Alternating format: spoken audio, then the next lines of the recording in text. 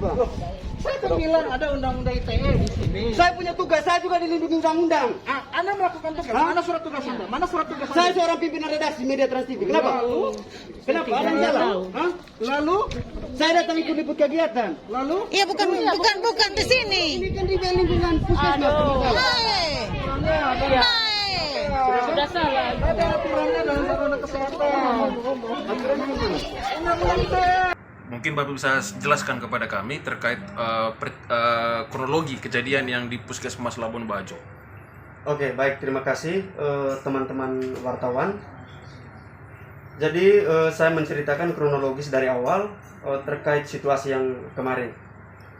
Jadi pertama, kebetulan di sebelah puskesmas itu ada peresmian unit donor darah Palang Merah Indonesia. Jadi kebetulan di grup Manggarai Barat, grup media dengan Infocom diundang untuk meliput kegiatan tersebut. Dan salah satunya saya hadir, akan tetapi memang saya agak terlambat kegiatan tersebut, tetapi saya mendapati Ketua PMI Manggarai Barat dengan anggota semua berada di tempat.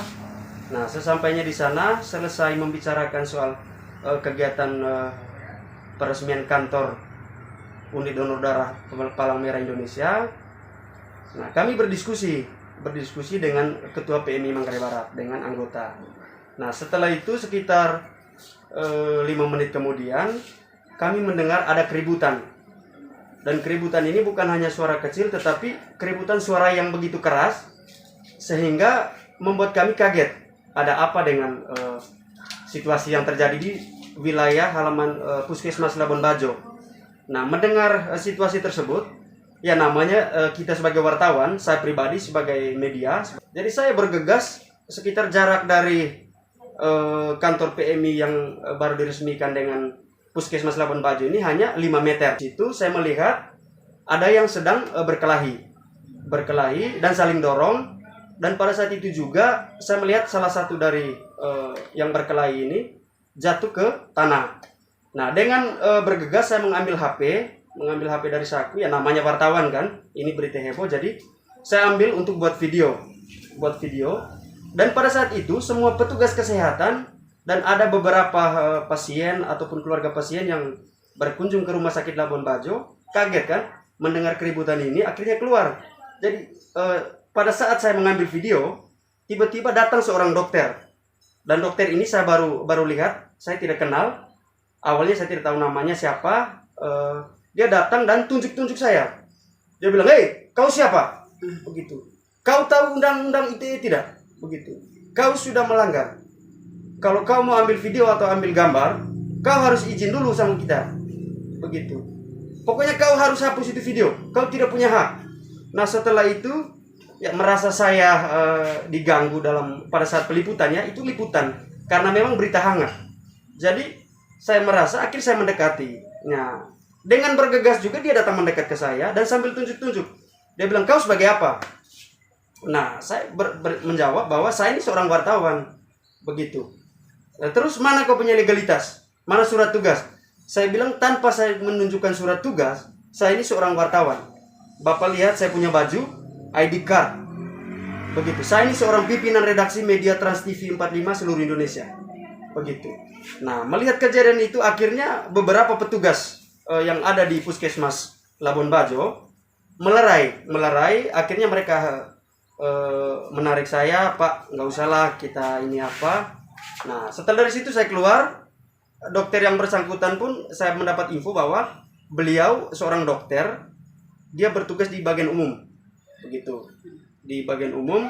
Nah, setelah itu saya balik ke pos PMI. Beliau pun balik ke ruangannya. Nah, akan tetapi sebagai manusia ya kita tetap menggunakan etikat baik. Begitu. Dan video yang saya ambil itu hanya berdurasi 40 detik. Ya, 40 detik, dan video berkaitan mereka baku pukul saya tidak dapat. Saya hanya dapat sepotong karena langsung dihalangi oleh dokter tersebut dengan dia menunjuk-nunjuk dengan mengeluarkan kata-kata kasar. Sampai dia bilang, kau siapa?" begitu. Nah, akhirnya saya duduk di depan kantor PMI. Nah, saya menunggu etikat baiknya sekitar hampir 2 jam ya. 2 jam saya menunggu bahwa kok tidak ada etikat baik dari dokter ini. Masa seorang pelayan publik bisa mengeluarkan kata-kata seperti itu. Dan mungkin dia pura-pura tidak tahu bahwa tugas jurnalis itu seperti apa. Jadi tugas jurnalis ini tidak dibatasi oleh ruang dan waktu. Begitu. Ada tempat-tempat khusus. Ya, bukan hanya saya, teman-teman media juga tahu. Jadi ada tempat-tempat tersendiri atau khusus di puskesmas itu yang tidak boleh diliput kecuali atas izinan pihak manajemen puskesmas. Contoh, ruangan bersalin, ruangan pemeriksaan, ruangan ronsen, ruangan dokumen. Itu media tidak boleh. Kecuali kalau pada saat kasus tersebut berada di dalam ruangan. Mau tidak mau, suka tidak suka, media punya hak. Begitu. Itu yang pertama. Yang kedua, saya merasa menyesal. Ya, merasa menyesal dengan caranya seorang dokter, seorang pelayan publik bisa memberikan contoh dari cara komunikasinya yang tidak beretika. Begitu. Jadi saya sangat menyesal. Bukannya sebagai wartawan, sebagai pimpinan media pun saya merasa menyesal. Oke, mungkin sampai di situ. Itu yang pertama. Yang kedua, berkaitan dengan video yang beredar, saya jelaskannya kepada teman-teman. Video itu mereka mengambil pada saat dokter yang bersangkutan melarang saya untuk meliput. Ya, mungkin video itu hanya sepotong mereka ambil, tetapi saya jelaskan di sini bahwa saya bukan sedang berkelahi dengan petugas puskesmas, tetapi saya masih melakukan peliputan karena di situ di videonya itu nggak ada sambungan, hanya sepotong. Saya meliput kegiatan berkaitan keributan tersebut, berkaitan kegiatan PMI sudah selesai. Saya meliput itu berkaitan keributan itu. Hanya di video tersebut tidak diperpanjangkan atau mungkin videonya dipotong oleh mereka. Nah, berkaitan dengan situasi ini tidak punya etikat baik dari dokter. Ya sudah, saya sebagai pimpinan media, sebagai wartawan, saya punya hak. Saya punya hak karena apa? Ini sudah melecehkan profesi saya sebagai wartawan. Gimana, Pak? Saya ambil langkah hukum. Terkait kasus ini? Terkait kasus itu saya sudah ambil langkah hukum. Saya sudah melapor ke Mapolres Manggarai Barat bersama kuasa hukum saya, kuasa hukum media Trans TV 45, Bapak Plasidus Asis Diornai. Dan kami sudah melapor dan hari ini saya sudah di BAP dan laporannya diterima. Jadi saya sangat berterima kasih kepada Polres Manggarai Barat atas respeknya. Jangan kita merasa bahwa kita sudah dilecehkan tetapi kita diam. Kita berdiri kokoh. Kita ada di negara ini, kita ini pilar keempat.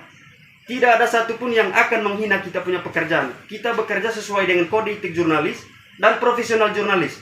Harapannya terkait dengan laporan ini? Oke, saya berharap pihak Polres Manggarai Barat segera memanggil dokter yang bersangkutan.